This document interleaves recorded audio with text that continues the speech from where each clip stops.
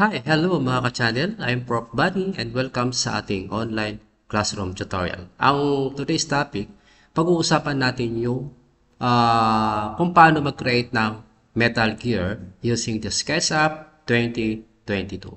Okay? So, let's go straight. Mag-create tayo ng ating new work area by File, New, or Control N sa keyboard. Right. Next, kailangan natin mag-create ng circle. Okay, circle. Number 2, i-push natin sa pataas. And number 3, using the pencil. So, mag-create tayo ng edges from point to point. So, dito tayo gagawa. Dapat naka red color. Okay, so blue kasi ito yung blue. Then, pag red, kasi ito naman is naka-red. Then, saka natin ngayon din sasarado yan. Right. So, that's it, ano? Zoom in.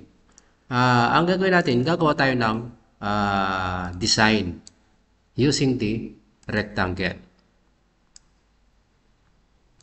Okay, scroll in, delete, or erase. So, erase natin yan. Then, scroll out. Using the orbit, click natin yung select, no? So, kailangan natin naka-highlight yung top portion ng ating circle by double click. Hanapin natin yung follow me. Apply natin dito sa ating design. And that's it. Saka natin ngayon ipupush pataas. Right? Ngayon, mag-create tayo ng gear, no? Yung parang race. Using the push, pull, okay, yung alternate lang, ano? Alright. Ito siya.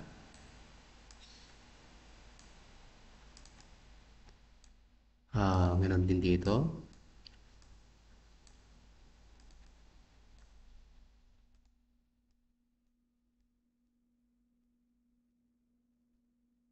And last.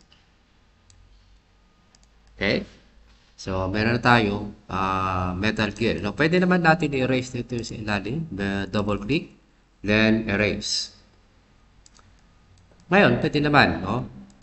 I-push natin sa pababa ng medyo ano lang. Right? So, maglalagay tayo ng ano dito sa gitna, no? Using the circle. Okay. Push. Right? Then, punta tayo sa Paint Bucket Tool. So, hanapin natin yung metal. Then, apply natin kung ano yung mas mabagay dito sa ating. Alright, so parang metal na siya, di ba? Dito naman, gawin natin siya ng yung parang dark color. Okay? Pero next time, tuturo ko sa inyo kung paano maglagay ng color na pang-isahan lang, no? Ngayon ang ginagawa natin, yung lang, one at a time. Right?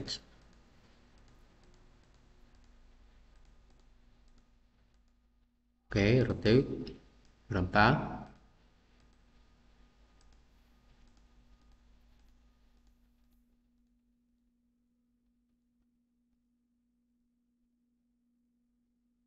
Okay.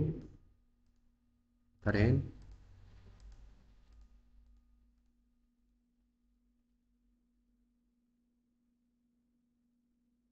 Okay, so meron tayo metal gear. So, dito sa ilalim, lalagyan natin ng no? Right. So, separation din para alam natin na ano siya. Okay, so maglalagay tayo ng text. Yung 3D text, halimbawa, proof body.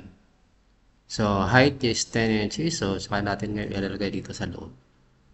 Okay. So, sa next tutorial, paano natin nilagyan ng text na dito, no? Na dito sa ating Metal Gear. Okay.